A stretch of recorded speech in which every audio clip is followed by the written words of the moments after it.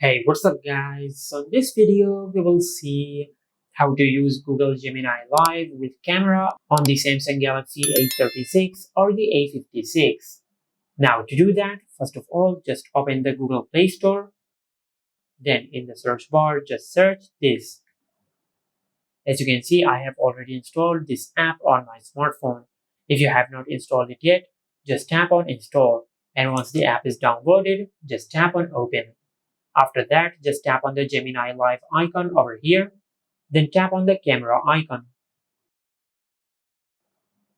What is the object in my hand? That's a Canon lens cap you've got there. Are you looking for some info on it, or is there anything else I can help you with? As you can see, you can have a conversation with Google Gemini using the camera on your smartphone. How can you use this object?